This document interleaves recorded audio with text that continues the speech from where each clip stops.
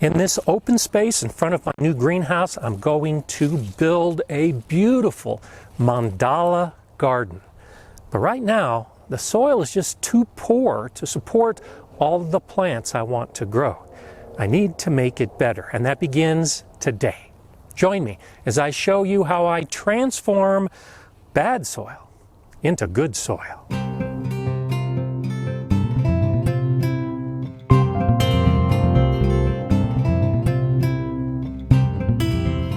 Hi, I'm Gardener Scott, and I know this soil is poor because I had a soil test done.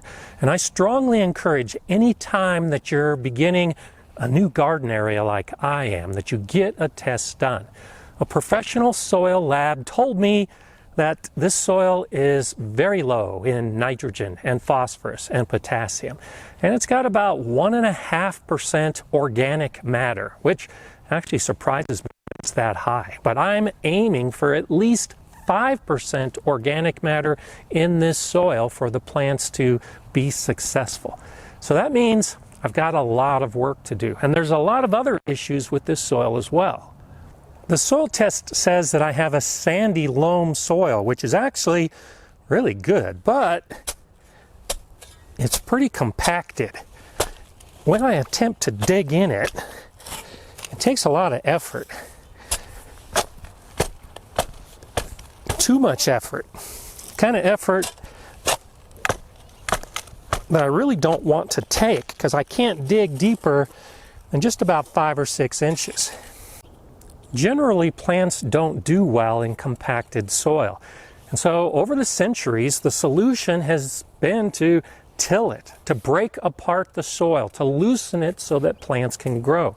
And then adding organic matter, particularly in a home setting, as part of the tilling or the breaking up of the soil. That's thinking about improving soil from the top down, working it in.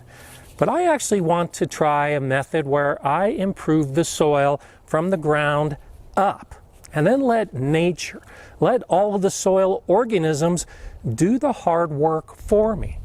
I'll be adding organic matter, a lot of organic matter on top of the soil, and allow it to decompose and enrich above and below over about the next 2 years. A process very similar to lasagna gardening. And I have a video where I showed how I am building the soil in this bed using basic lasagna gardening methods. It begins with a base of cardboard. Now, the primary reason for putting cardboard down first is for weed suppression. If you've got plants growing in a space and you don't want those plants to grow through all the organic matter that you're adding, well, putting cardboard or sheets of newspaper, something to smother and block those weeds, is a good idea. But if you're planning to add a lot of organic matter, 8 to 12 inches, then you really don't need a barrier like this, because 12 inches of any material should be enough to smother and kill most plants. If you have pernicious weeds, a barrier like this is a good idea. I do not recommend using a woven fabric, one of those weed materials to block the weeds, because that's also going to block a lot of the soil life, that soil life that I want moving up and down through the poor soil and into all the good organics that I'm going to be adding. So adding something like cardboard or newspaper that will decompose just adds more organic matter to all of this soil that I'm attempting to build. This is the kind of project that's going to take a long time. That's why I anticipate a couple years. Planning for it should also take a fairly good amount of time. About 6 or 7 months ago, I collected a truckload of steer manure, and it's been sitting here ever since because I knew that in fall I was going to be starting this project. Now, this pile has lost more than 50% of its volume as it's broken down over the summer. That's great. It's actually been benefiting the soil underneath this pile. Now I'll go ahead and transfer this to the top of the cardboard as my first layer. I'm not going to put cardboard under this area because the pile has done a pretty good job of suppressing the weeds over the course of the last 6 or 7 months. And as I said, it's already started enriching the soil underneath. So I'll just spread it in this area and then continue spreading it on top of the cardboard.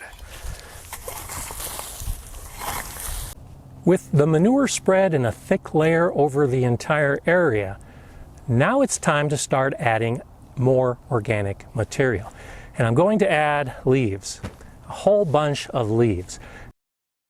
I got a trailer load from my gardening buddy Frank, and I'm going to be putting a lot of those leaves to work to improve the soil in this area. Now, it's important to point out that I am not developing a lasagna garden bed. With lasagna gardening, we practice what's called sheet composting. Basically taking what we would do in a compost pile and spreading it out over a large area in the garden. So there's more focus on the browns and the greens, the carbons and the nitrogen, trying to balance those materials so that they break down relatively quickly and we can plant in a lasagna garden in the same season we build it. In this area, I want to build soil over a period of time.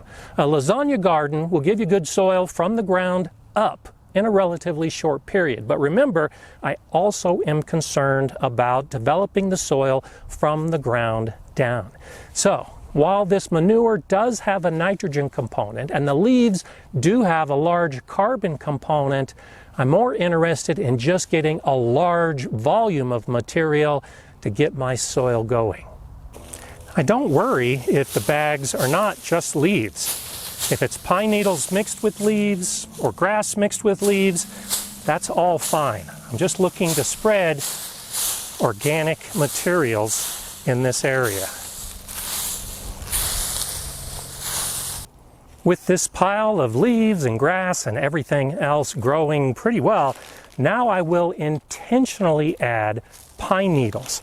These pine needles will help interlock with the leaves. I live in a pretty windy area and the leaves will definitely blow away, but by spreading bags of pine needles on top, I can help reduce that.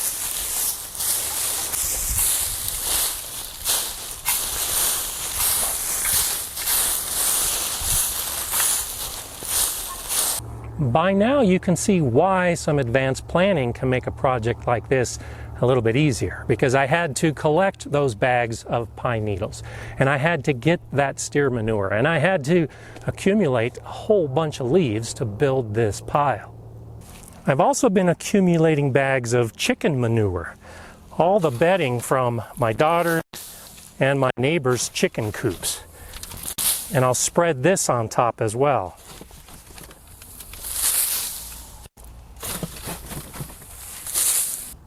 I've also accumulated wood chips, and this will be the final layer, what goes on top after I add more leaves, more grass, more pine needles, and more of whatever organic matter I have on hand. It's a good idea to water this pile well during and after you build all of the individual layers. And you can expect that with a moist pile, you're going to see a pretty healthy loss of volume. I fully expect to lose about 75% of the volume over time. I did this project at the Galileo School Garden, and we had hundreds and hundreds of bags of leaves and pine needles and grass in an area about 2,000 square feet. We buried it about 4 feet deep, and by the end, we ended up with about 12 to 15 inches of really rich soil. And the soil was filled by earthworms. It's just one of those projects where if you build it, they will come. And I know I don't have earthworms in this compacted, poor soil, but just behind me where I've got my fruit trees and about 6 to 8 inches of wood chip mulch, I know I have earthworms there. So I fully anticipate that they'll migrate into this pile and help make it even healthier. And over the course of the next year, year and a half, I'll continue to add more organic material, much of the same, to try to keep this pile as big as possible, to give me as much organic matter as possible. And 2 full seasons from now, I fully anticipate that I'll be growing in this bed.